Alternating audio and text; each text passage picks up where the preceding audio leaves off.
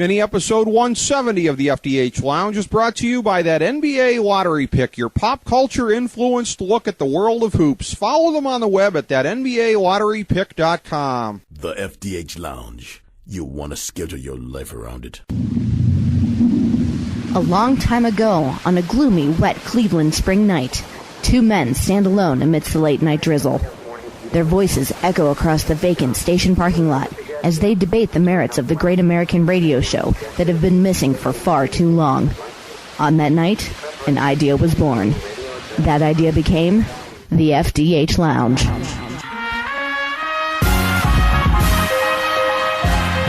Welcome to the FDH Lounge. Okay, folks, it is mini episode 170. Rick Morris, Kyle Ross bring you the Kyle Ross History of SummerSlam Anthology. This is part 3C. We're calling an audible here and breaking off 2002 on its own. The one that you, This Kyle, isn't in my script. Yeah.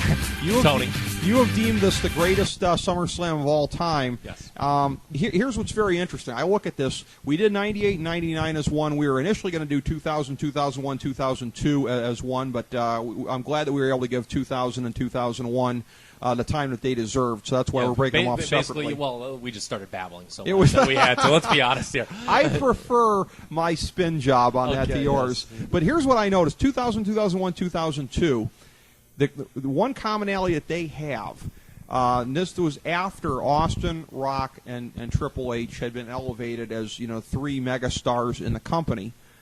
These last three SummerSlams comprising this era, you only had two of the three at any given point in time that were on the show. In 2000, Steve Austin was on the shelf still with the neck injury. Yes. In 2001, Triple H had the quad injury.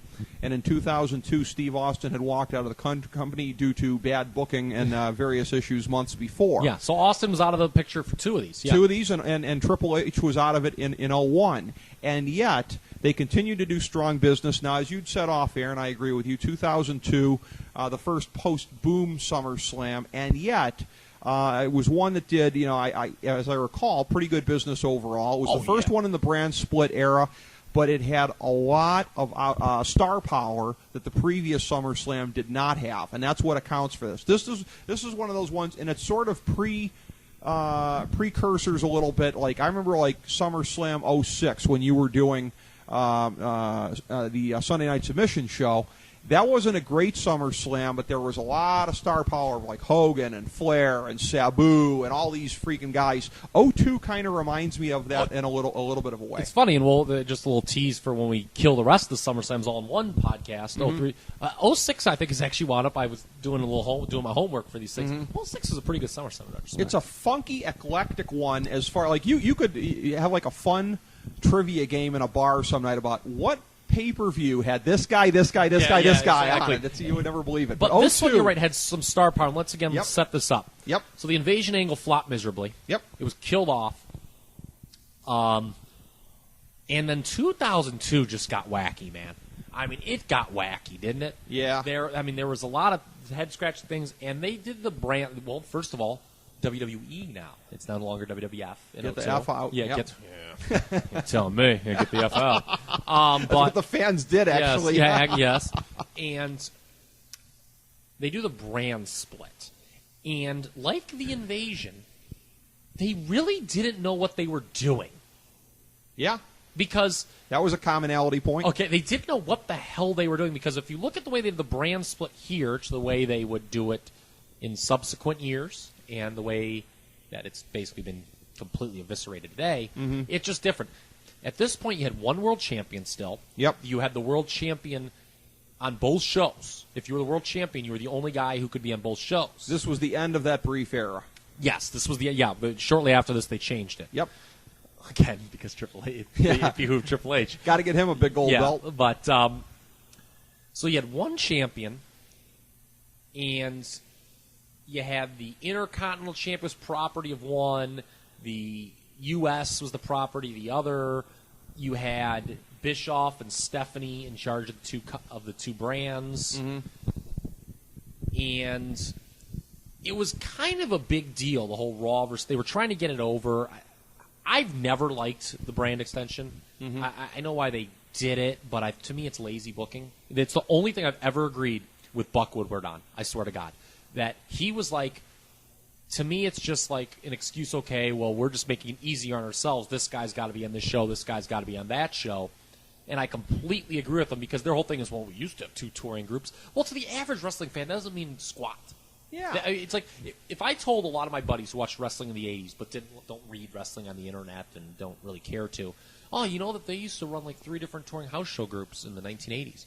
They'd be like, oh, that's kind of interesting, I guess. Like that's not something that... You just assign guys to the different shows based on the need of each card. I know there's logistical things with planes, and then you're going to have guys missing flights and whatever. Well, they generally did it, did they not? Where, I mean, A shows, B shows, C shows, it would be a thing where... So you just do it where it's a loop of, okay, these are the guys who are going to be in the biggest cities. Yeah. These are going to be the guys in the cities that are going to step down, and these are guys who are going to be in the small towns if they're going to do that. But, I mean... It's not the hardest thing in the world to plan. It wasn't. My thought at the time when I first found out about this, I read it. In I was sheets, so against it, and I was like, wait a minute. So this is why I'm not telling you. Wait a minute. I'm thinking to myself. Wait a minute. I'm thinking to myself. Wait a minute, Ricky. So it's going to be like WWF-A and WWF-B, and it was like. The notion that it was going to be under Raw and SmackDown brands, I thought was just the goofiest thing in the world. And when I was explaining that to some of my friends, they couldn't believe it. Well, here's the thing. They did have, at the time when this was conceived, the star power to pull this off, which is certainly not the case today. Sure. You know what I'm saying? I mean, when you look at their roster, 2002 compared to 2012, yeah, it's almost night and day. Yeah. But you mentioned Austin walking out because bad booking. That killed the thing. I think that killed it dead right away because the whole thing is you had Austin and Rock now in 2002, both as baby faces. Yeah. Firmly established baby faces that had been baby faces for years. They were, neither of them were at their hottest point. I would argue Rock was hotter in 2002. But so you can get them. You can have the thought probably was I'm just guessing. Okay, we can have Austin carry one brand, Rock carry the other. Well, Austin, almost immediately quit, and that screwed a lot up. And they did know Rock was going to be out doing movies, too, so he wasn't going to be the full-time guy. Yeah, that's very true. But they did have a lot of talent. They did the draft and whatever, but I didn't like it at the time, selfishly, because I couldn't get SmackDown in Athens. Okay. And I remember I was like, I always said, this has been one of my, and this is coming from me, is one of the most bizarre criticisms you could ever expect.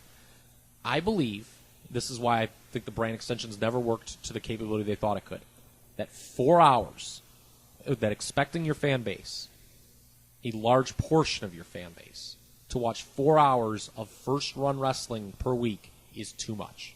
That's true. That's a very good point. I don't even like to do it. Now, do I watch, has there been large portions of my life where I've watched more than 4 hours of wrestling in a week? Of course there is. Right. But I'm not the person you need to worry about hooking in.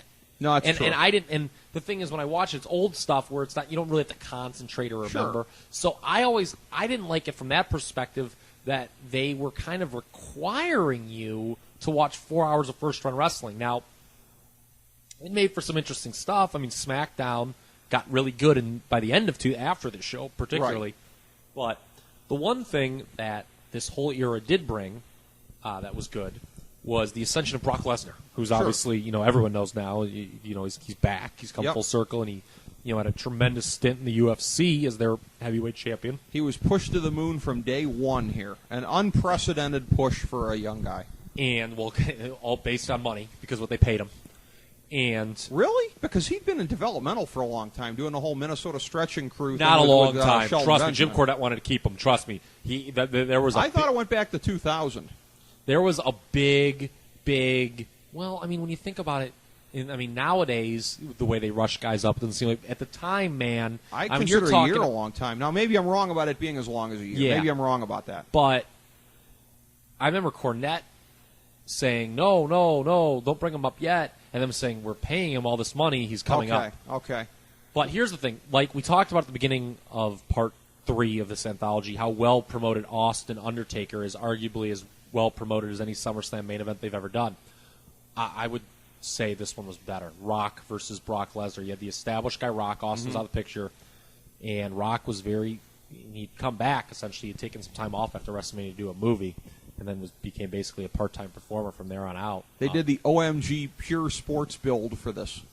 and it was great. Mm-hmm. It was great. And Rock had come back the previous month and won the title, basically so he could be the champion and job to Lesnar to make it a bigger deal. Because if you remember, they had really done a hot potato with the title after WrestleMania. You had Triple H. Oh, yeah.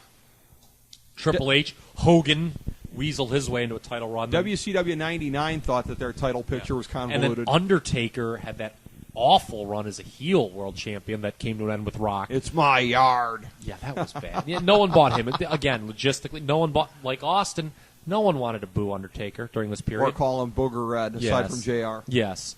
But, so you had a wonderful main event, Rock versus, it's kind of weird to say Rock Lesnar. You know what I'm saying? Because it's Brock Lesnar. But you had Rock versus Lesnar, a perfect main event for the show. It's not the greatest match of all time. Everyone knew. I mean, everyone. I don't even think, there was a single, maybe the little kids didn't, but everyone knew Lesnar was going over here. And that Long Island crowd really turned on Rock, setting the stage for the heel turn the next year. Yeah, because, there had been a lot of instances. Remember, they had booed him against Hogan, they booed him against Rock. 2 WrestleManias in a row, he went as a babyface and got booed against a heel. Yeah. But, whatever. I think that had a lot to do with the fact that Lesnar had been booked so well and everyone knew he was getting the title. Yep. It was a different crowd by 2002. Yep.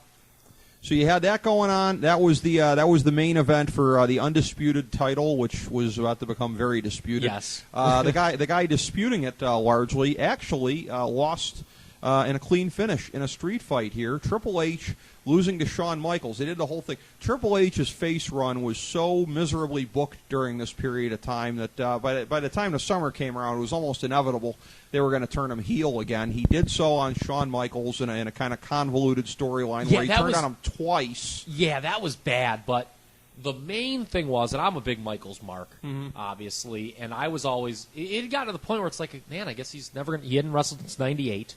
And I remember Jerry Lawler. I watched the show live, and I was really excited for it.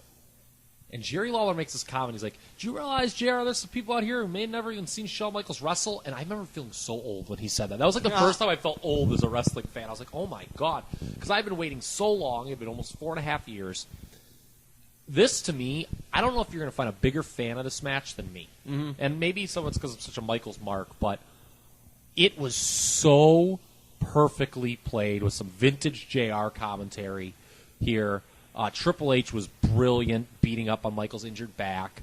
It's so funny that did Michaels even do the kip up at one point? At the end, it was so awesome. I remember I literally jumped out of my chair watching that live. I was like, oh my God, because JR just lost it, and the crowd lost it too. Because you didn't think he was gonna. You kind of forgot about that whole thing. Yeah. Because it wasn't until this run. It's ironic that Michaels is so fondly remembered as the best worker of that down period. Mm-hmm. I could argue that when he came back, it was he was a much better babyface in his second incarnation than he ever was when he was the world champion in '96. Well, they weren't pigeonholing him with the Chippendales. Exactly, because he was old. There's something to be said for being older, because then they can't be like, oh, he's so irresistible to the girlies that we're going to package him as something that the guys hate. When you have a little bit more of that maturity in your face and they're not tempted to do that, then it works better. He was great. He was much better as kind of the old veteran, kind of the old, the cowboy on a steel horse he rides. You know what I'm saying? Did we ever get an explanation? Because that whole period of time he was out, the kind of surgery he had, he'll never. I mean, it was firm that you cannot ever. You'll be in a wheelchair if you try to come back if you have this kind of. And then he came back and had a great part 2 of his career for 8 years after that. Did we ever find out what the deal was? I mean, he had a lot of. He also had a lot of drug problems when he's gone. Well, I know he had a lot of drug problems. Okay, so I mean, I'm going to go out on a limb and assume that I think a lot of the back surgery was kind of exaggerated. I think because it had to have been. They wanted him to come back a year and a half earlier. Yeah, and he almost did about the time of the invasion, but he showed up pilled in Cleveland the night of the WCW, Yeah, but here's takeover. This is a wonderful match. I give it 4 3/4 stars. It's top 5 SummerSlam match. Okay. And it's funny because he didn't wrestle again for 3 months after this, if you remember, because Triple H injured him after the match again. Well, they kind of build it as a one shot, anyways. That's what I was going to say. Who would have ever thought that after watching this match, Shawn Michaels would proceed to wrestle for like 8 more years? Yeah, and as awesome as he was before he left, have a part 2 of his career that a lot of people would say stacks up pretty well next to it. Yeah. I Yeah. mean, it's amazing. It's absolutely amazing that happened. But great work rate up and down this card. Star power, a match that had both. It was actually the opener. That's how stacked this card was. Kurt Angle and Rey Mysterio, the pay-per-view debut in the WWF, now WWE, I guess, as Rey Mysterio. And coming in with the mask and the whole garb and everything like that, and they did the whole kind of funny storyline with him and Kurt Angle, and I'm gonna treat you just like I treat like a little kid. I love to treat little kids a certain way. Like Kurt Angle with his goofy kind of. Yeah, he was like petting him on the head. This is a great opener. This is one of the. You talk about opener. This is, I would be willing to wager, the best opener in SummerSlam. This is a really good match. This is real good. Now, Ray Jobs. Which is a little curious, but Considering it's his Angle was a pay-per-view top debut. guy. You know, Ray was the one guy, you talk about some logistical nightmares of the invasion, that it wasn't like when he debuted, it wasn't like, oh man, I wish he could have come in and been a part of an invasion angle. Because he's such a standard, like, I remember when they tried to turn him heel in WCW without the mask. That was so stupid. Yeah, the whole thing with the filthy animals. This was a great match. I mean, I could argue that, kind of Ray should have won. But this is a wonderful opener, and he kind of got over it because, he kind of found his niche in the SmackDown 6 as a partner with Edge.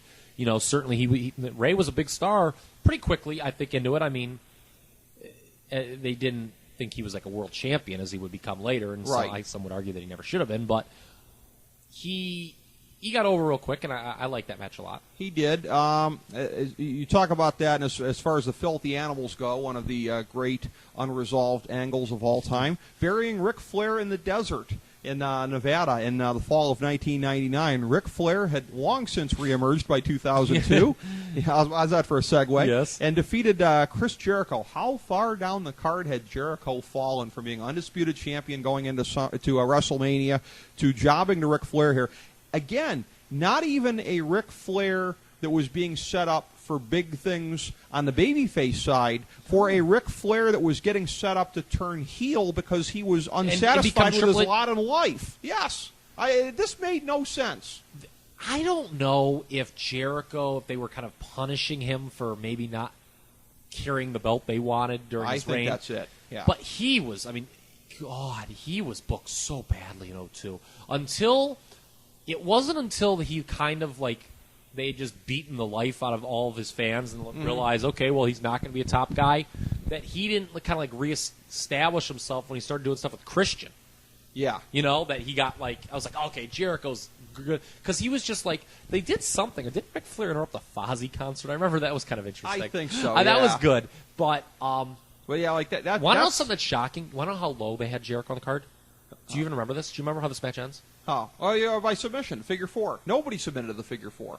The last guy who submitted to the figure four, I think, was Randy Savage in like '92 when Razor Ramon debuted. For God's sake. Oh, okay. I was going to go further back. I thought George South on World Championship Yeah, Wrestling. I know. You know what I'm saying? It's like God.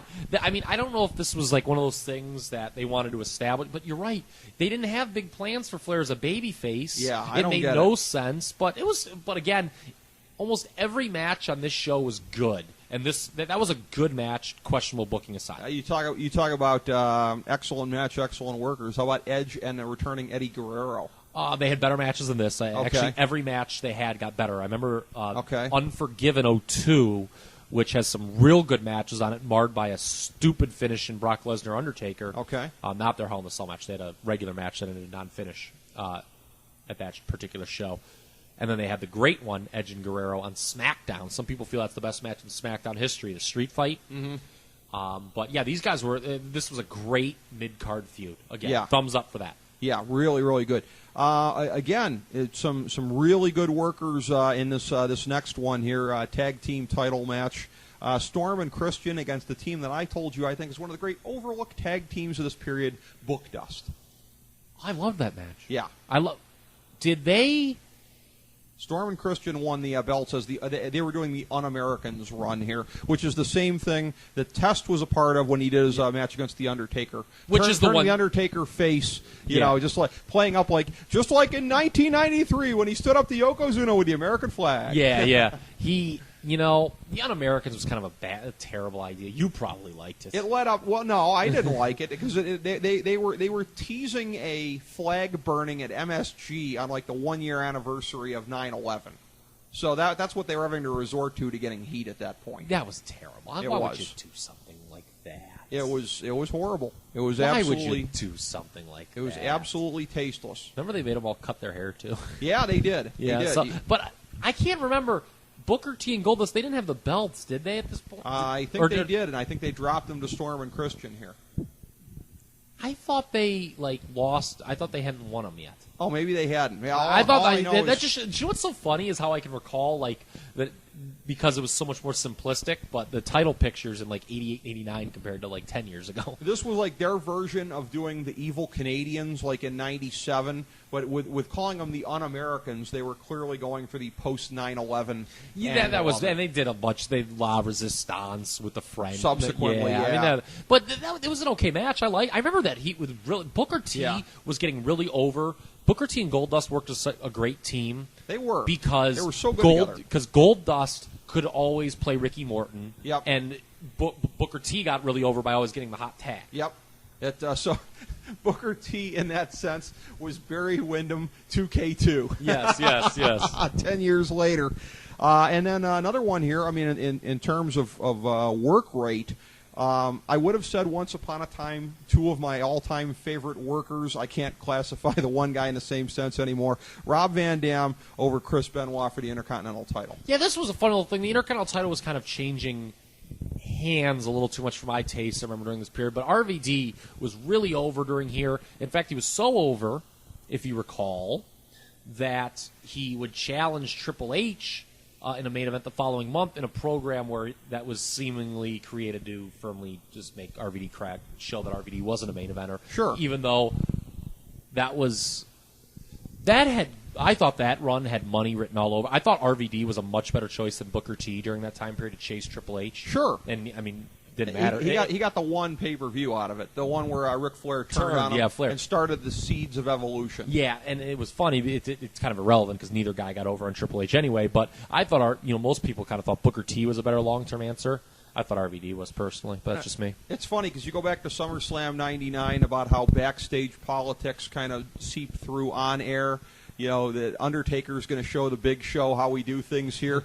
Nothing is ever going to be better than Ric Flair and Triple H teaming together to beat Rob Van Dam in an exact parallel of what was going on behind the scenes. Yes. Sometimes the morality play plays out. We rarely in any of these things have talked about all the matches on the show, although we've talked about all of them here. I'm even going to bring up, which I haven't done on all the other ones necessarily, from the pre-show, from Sunday Night Heat, just because, again, indicative, such an excellent show in terms of workers. I don't have any remembrance of this match, but it had the potential to be a really good one. Spike Dudley and Stevie Richards on the pre-show. I mean, two guys like that could have. Two underrated guys. Spike Dudley had that great. They really hosted. Remember that night when Austin was a heel? Yeah. And they did the petition angle, and Yeah. Spike Dudley ripped it up, and then they just buried him with Austin. Spike Dudley had something. Both of those. One of the greatest talents of all time at garnering sympathy. What an amazing sympathy magnet. Yeah, he kind of, I'll be honest with you. Mm-hmm. Spike Dudley, all things considered, did not have a bad WWF run. No. And Stevie Richards, and again, I'm not going to exaggerate and say that he could have had Triple H's career, but one of the guys that I really liked that I thought there was a lot more that could have been done with him over the course of his career. A lot of people thought I was a big BWO mark. Yeah, we're taking. I'll never forget the EC when an ECW invaded Raw in '97. Okay. And they did the BWO shtick. I'll never forget Stevie Richards legitimately, and maybe this is how he parlayed into getting a job with WWF later. He cracked when he did we got 3 words for you. We're taking over. Vince McMahon very legitimately cracked up at that because, and I'll never forget Jerry Lawler going, "Oh, here we go, another ECW ripoff," and Heyman daring him, but going, "Oh, what are we ripping off here?" And Lawler couldn't say it. Lawler didn't dare say it. Paul Heyman on that show behaved like such an ass that it was so glorious. Which is why I love Heyman. Yes. Oh yeah.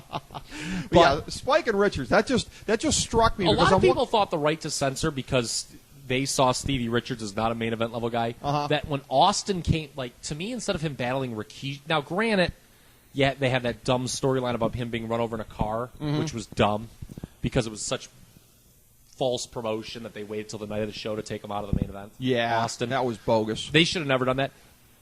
If you're going to have Austin kind of come back and do something and just need to get some heat, they just, Stone Cold, get those people fired up. Yeah. Why not have him, like, a lot of people thought that Vince McMahon and the RTC could have teamed up to oppose Austin for a nice little fall program. Yeah, but it's, in their mind, Stevie Richards, the height fetish. Stevie Richards was not worthy of being in a high caliber match with Steve Austin. I wonder how Steve Austin would have felt about that. Because I watched his DVD recently and agreed with everything he said. So to me, Steve Austin, maybe, I don't know, former ECW guy, maybe he gives him a little. I mean, I'm not saying that Austin should have put him over, but I think Austin would have enjoyed working with him. Here's the irony. So the Steve Austin character, beer swilling, foul mouth, etc., really behind the scenes, Steve Austin could be a little bit, once he garnered power, of a Chardonnay-sipping elitist. Because if you remember, like in 98, Jeff Jarrett, he's not worthy of working with me. Well, there was some personal. The Deborah thing. Yeah, there was some the personal. Deborah Well, thing. let's be honest. He didn't think that. It was solely because of that. It was a thing of Austin, and maybe it was only as protective as top guys should be, but was protective of, I don't want to necessarily work with every Tom, Dick, and Harry. True, although, obviously that one black mark on his career, it's funny we talk about Austin now. He wasn't on this 2002 show because he refused a job to Brock Lesnar on Raw. This would have been the last one of his active career, and he wasn't there for it. Look, he may be hiding behind this, but he always I didn't have a problem jobbing to him, but jobbing him on a Raw with no announcement is stupid. He's absolutely right. Oh, he is. But it's you wonder, would you have jobbed him? Would you have on pay-per-view? Because he should. That's a very good question. A well-promoted Austin Lesnar match, just like a well-promoted Rock Lesnar match, Lesnar should go over. Right. Austin's it's almost like, I'm not calling the guy out, because he said on the DVD he wouldn't have had a problem jobbing to him, but it's interesting, had they done it properly, because it was stupid. I mean, you cannot not a King of the Ring qualifying. Well, it was pretty funny. You could see he gets legitimately irritated that was a decision. I mean, he was mad. Yeah, well, he saw that it was a receipt for some of his questioning of the creative stuff and everything he wanted to do. Well, here's a good place to bring it around at when you look at it that way, as far as Steve Austin and as far as SummerSlam 03, and when we start in Chapter 4 with the next part of this here. At the beginning of that era, Brock Lesnar is still one of the top guys, and Steve Austin is out of the picture. I think for Austin, I think it's all a question of his neck, because he knew, and he says, now I don't think this is all just revisionism. Part of the reason he left in 02 was there was some strain that he knew he didn't have much time left. If he knew he didn't have a whole lot of time left, he would have put over Lesnar clean. Because he put The Rock over clean as his final act as a wrestler. He wanted to bring that whole story full cycle. Yes. Even though it was awkward because it meant that the heel Rock was going over him for the happy ending, which was kind of weird. Yeah. So, again, 02, 03, a lot of just logistical nightmares. Yep. More on that in a later podcast. We'll talk about it. As we bring the show to a close, we would like to extend our deepest gratitude to NBC, CBS, ABC, Fox, all Clear Channel affiliates, TNT, TBS, USA, UPN, Deadspin.com, YouTube.com, YTMND.com, MySpace.com, various blogs, Fox News, CNN, CNBC, MSNBC, IamBoard.com, Billboard.com, Google.com, ESPN, ESPN2, ESPN News, ESPN Classic, NBA TV, NFL Network, Sports Time Ohio, Athlon Magazine, Comedy Central, Cartoon Network, The Boomerang Channel, QVC, BET, The Spice Channel, Steno Notebooks, Manwich, Papermate Office Supplies, waitresses, strippers, bartenders, garbage men, janitors, microwave popcorn,